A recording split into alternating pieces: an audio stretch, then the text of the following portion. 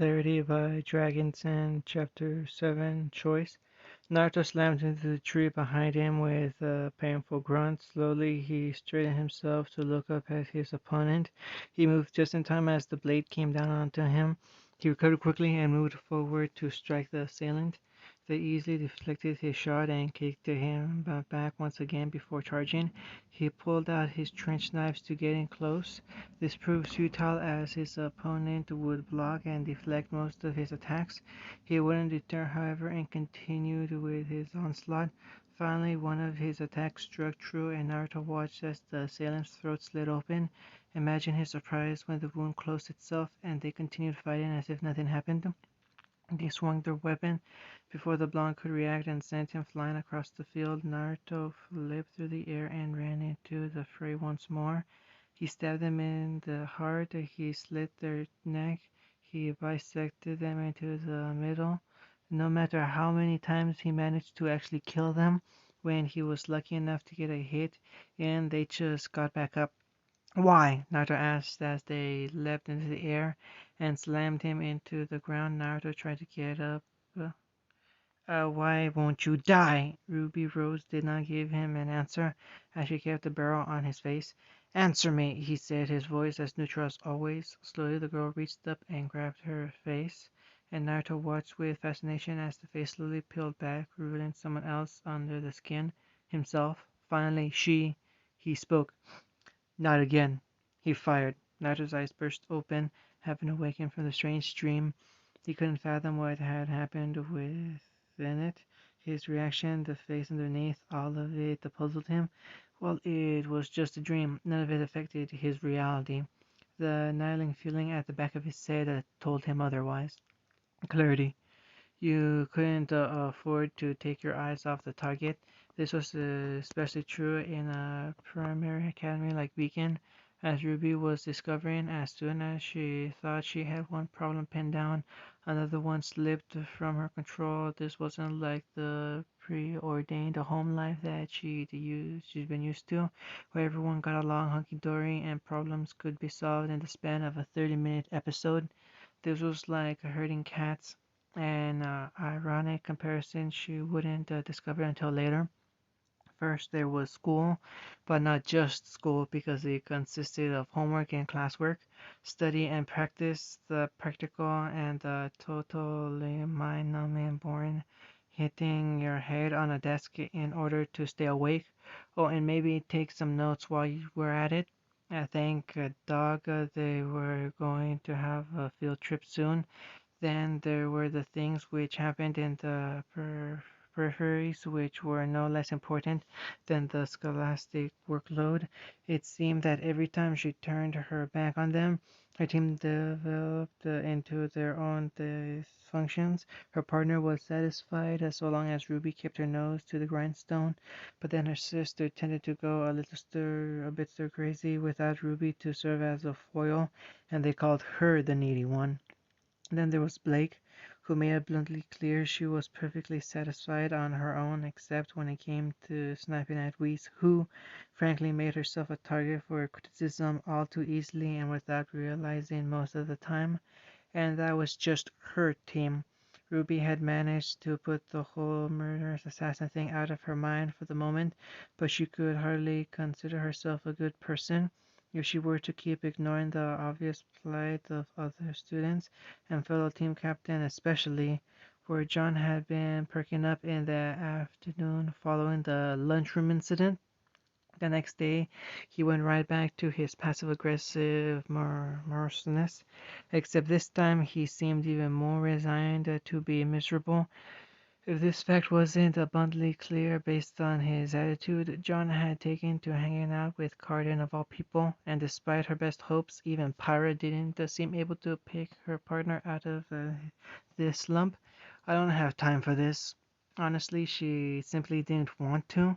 It really felt like none of her business, like she was intruding on the autonomy of several foreign entities within this one act.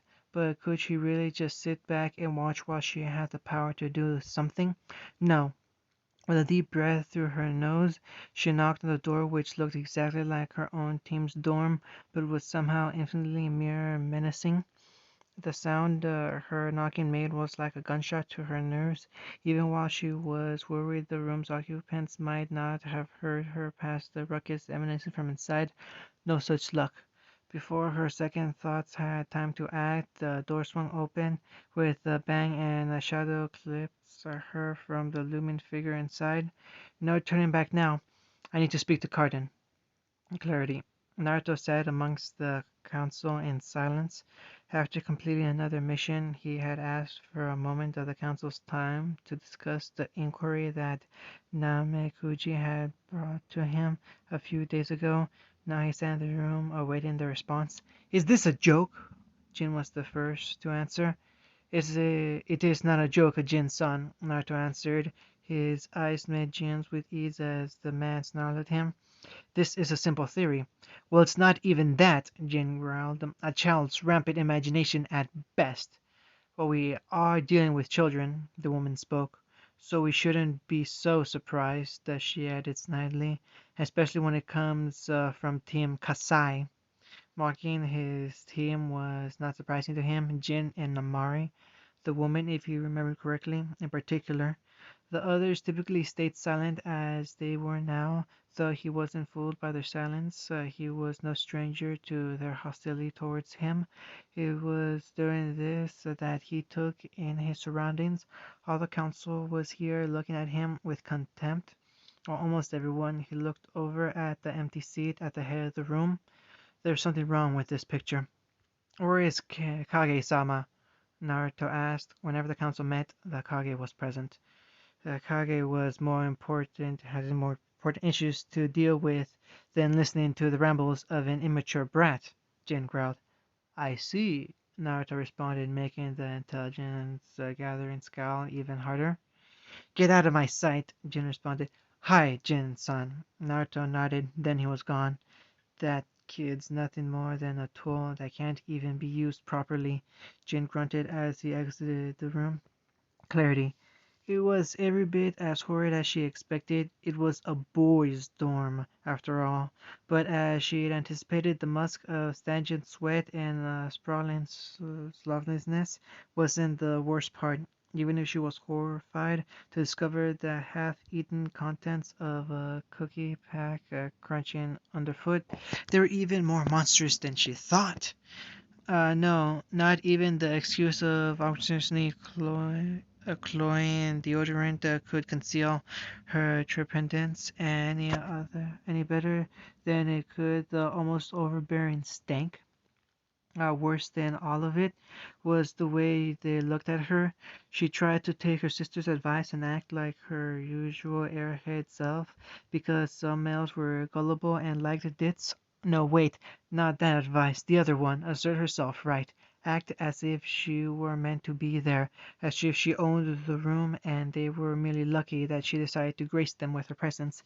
It didn't work. Ruby was not her sister. She was not as developed as the older blonde physically, more childlike, though not for much longer, apparently. But she also lacked the mental fortitude, the ability to wear her skin with the confidence of a lioness who knew she never needed a crowned mane to prove that she was a huntress. More like a wounded gazelle limping wildly into the pack of hyenas. Well, well, well, what do we have here? Ironically, Cardin's leer did more to placate her than all her mental prep talk thus far. How could she be afraid of someone who was so unimaginative with his insults? You and I need to have a talk, Cardin. A snide chuckling in the background was like crackling timber to the fire fueling her determination.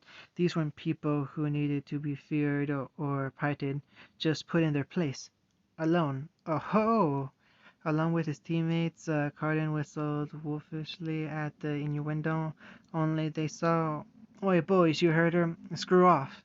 Still, if he was to maintain his image as an alpha, why should he not honor this simple request? He had no reason to be afraid of this scrawny creature, and still, neither did she. For as much as they pretended to be huntsmen, They were but scavengers, slinking off with their tails between their legs under that barked command. So Pipsqueak, to what do I owe the pleasure? Lay off, John. Waiting patiently for her return, Ruby unloaded her demand like a sack of bricks to the face, which made Carton flinch backwards and blink in surprise. Had no idea that what you're talking about, Chibi.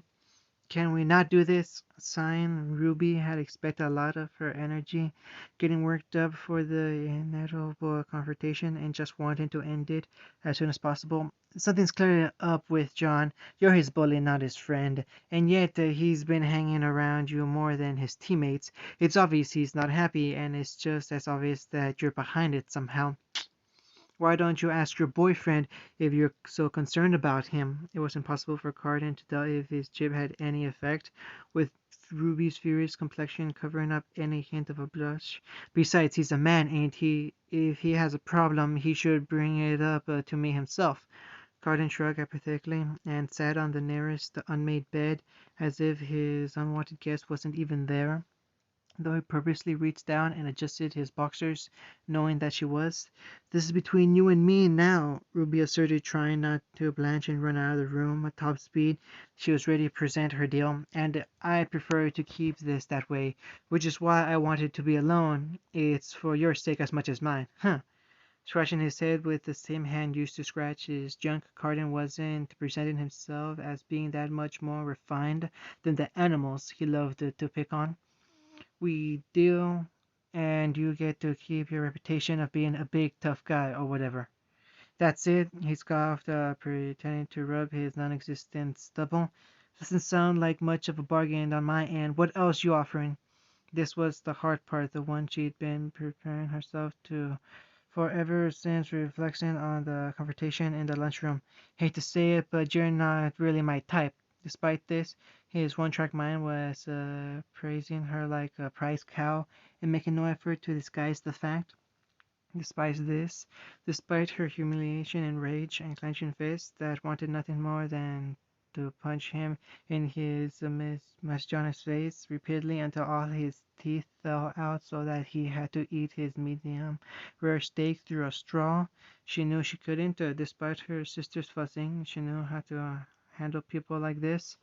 A force was reserved for true monsters, so she took a deep breath and answered, "Me." What?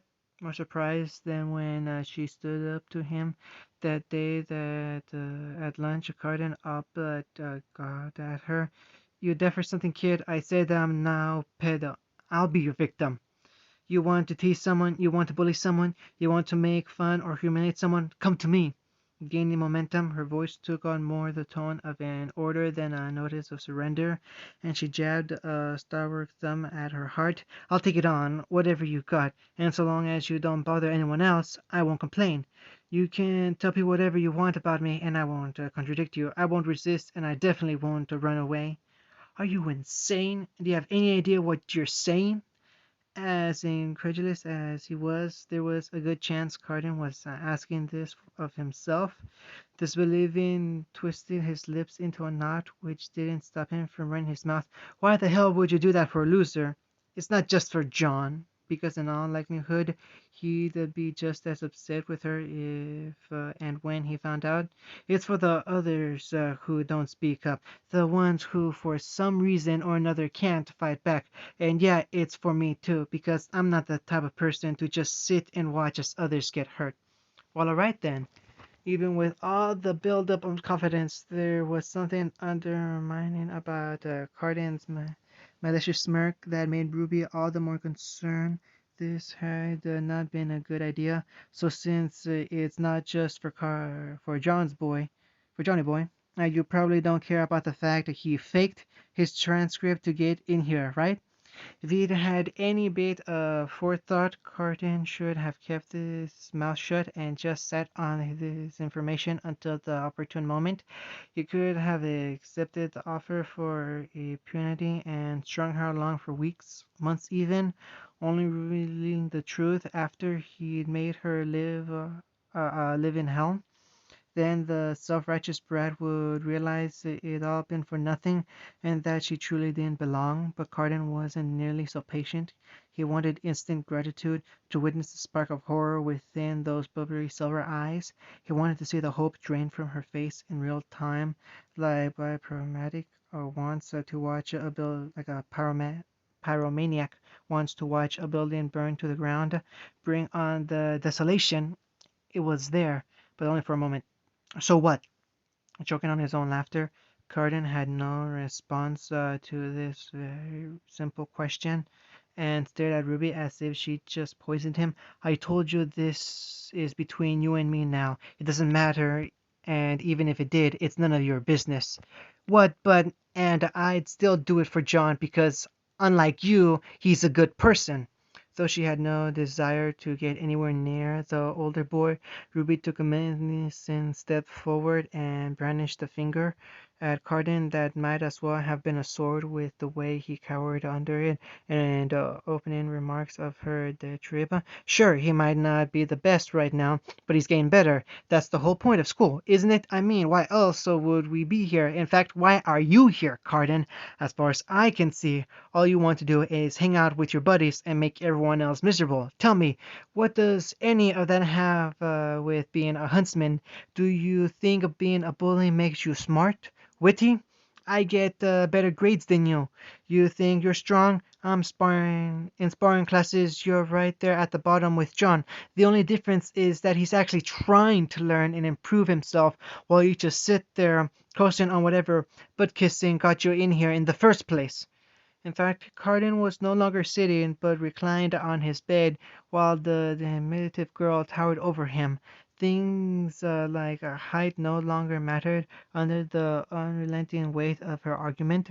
What he'd taken for meekness in the beginning had really been Ruby holding herself back, and too late Carden realized he tangled with someone who was patiently unafraid of him. You don't deserve to be here. Ruby stepped down from her grunt, but regained herself. It did nothing for her voice, which still groaned with rage that she would not let off the leash. But the people you hurt didn't deserve it either, and I still want to make things right. So, she folded her arms reservedly. The offer still stands. Scratching his scalp in a daze, Cardin stayed to stimulate what brain cells might be underneath that crop of orange hair and figure out what just transpired, or perhaps more importantly, what he was supposed to do now. You kidding me? He asked, realizing that she was still waiting for an answer. Do you have any idea what your psycho sister would do to me if she found out I was picking on you? Coward, Ruby accused, her momentary diffidence being converted to defiance. Come on, I'm not scared of Yang. How can a big tough guy like you be? Or do you mean to say you don't like getting picked on? That's it, throwing his hands up in exasperation, only to have them come crashing down on his thighs, which were as thick as Ruby's head. Carden abruptly stood up and stomped towards Ruby. His massive shadow fell on her almost instantly, and Ruby tried hard not to shiver, and with a chill that it brought, "You win. I'll lay off John, okay? And the others?" While perhaps she shouldn't have pressed the issue, there was likely no better time, and so Ruby just threw on her best poker face, or goldfish face since Ty banned poker in their house, and stuck her chin out in daring. "Yes, yes, just leave me the fuck alone. Shit, you're annoying." It was hard to act like she was considering it, just like it was hard for Cardin to act like he wasn't unnerved on a subconscious level. Ruby wanted nothing more than to be out of there ASAP, not even desiring to pause and demand a payment to the swear jar. She figured she'd covered Cardin on that one. Okay, Ruby nodded. What she felt was smartly, for now. Carden groaned in one part exasperation, another relief, while Ruby carefully held her own gratification at bay, turned on her heel, and marched towards the door, though she stopped and made a point of fixing the older boy with a glare that for some reason or another made him flinch. "Because at the moment we both have something better to do." Without further ado, she tossed open the door, But before she could step out into the safety of the hallway, the bodies of the three eavesdroppers tumbled in through the transept. In contrast to the activity-threatening glare she gave their leader, by that point Ruby had exhausted all of her effort and caring, and the look she gave the remainder of Team Cardinal was stark and without sympathy. If she had been wary of it, she would realize it was a look quite close to the emotionless specter she'd never quite forgotten about. "You heard me." Enough of a command on its own. She jerked her head sharply to the sprawling huntsman, who sped into the room with a celerity that Ruby might have been jealous of if she'd been in a place to care about such a thing. Closing the door on this issue, she stood out in the hallway for a minute. 1 minute out of what had to be only about 15 or so, 20 max, to fix a problem that had been plaguing them for weeks. It should have been brought satisfaction, a feeling of accomplishment for relief at the very least, but as Ruby sucked the bitter building up between her teeth, which ached to be put to bed, all she could think about was how much more was left to do. She was tired, but she couldn't afford to take her eyes off the goal.